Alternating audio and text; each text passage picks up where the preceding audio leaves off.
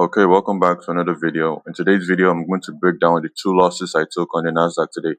So all I'm going to say is I messed up real bad today, and this is what happened, right? So I wasn't really live at the point where market opened, so I ended up coming into the market about 3 minutes after market opened. So somewhere right here, right? So basically, like I said, this was my draw on liquidities. All these lows right here were my draws on liquidities, because I ended up seeing the London taking out Asian highs. So basically, I wanted to see price drop to the downside. The same exact setup that happened yesterday.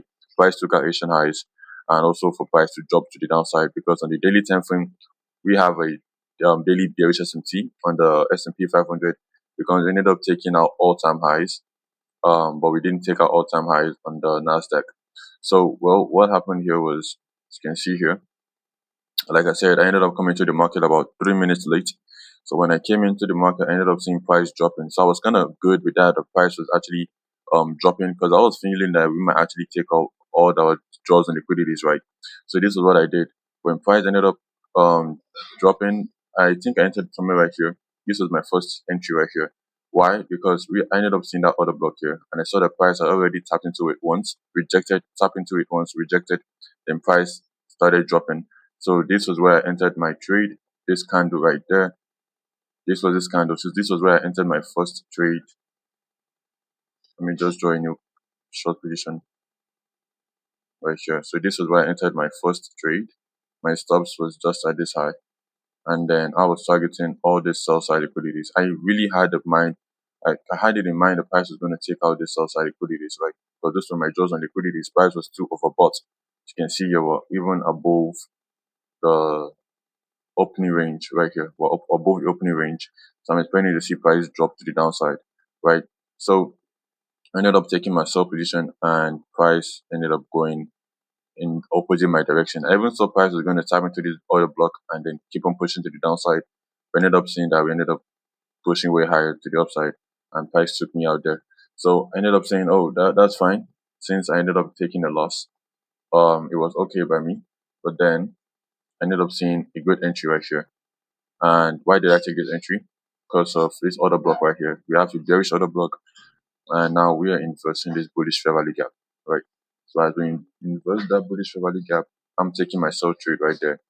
Stops at this high. First take profit at this low, short-term low right here. Second take profit at this short-term low also. And then overall London lows was my sell side liquidity, where I was targeting my TP3 right there. But as you can see again, price ended up pushing higher. So basically what I would say is this first trade, I wouldn't really say it was the best, because I just felt like I rushed into this trade. So I rushed into this trade by taking it, because I actually didn't like wait. Instead of me entering while market was moving, I should have just looked for a better entry, right? And in my opinion, I actually felt like this was a good entry. But next time I would not do this, because I would have waited for an S&T. Because here, as you can see, price didn't even take out this highs before I entered this. You can see here, price didn't take out this highs. Price also didn't take out this highs. So it would have been better for me to actually be patient than and wait for this kind of setup right here. Because as you can see here, we ended up taking out this high with this 9:49 a.m. candle. But if you look here, right here, let me actually do this right here.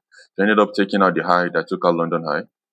But here, look at here, oh, that was even market open, I guess. Yeah, 9:31, right? So look here, the high that took out London highs. You can see right here, we didn't take out those highs, but we ended up taking out these highs here. So this would have actually been a better entry point for me, because at this point you can see we have an inverse right here on the S&P 500.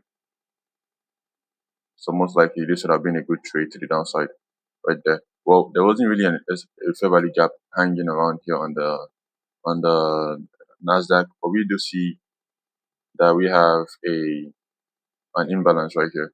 We have a volume imbalance here, and this was an inverse of the volume imbalance right there, as you can see.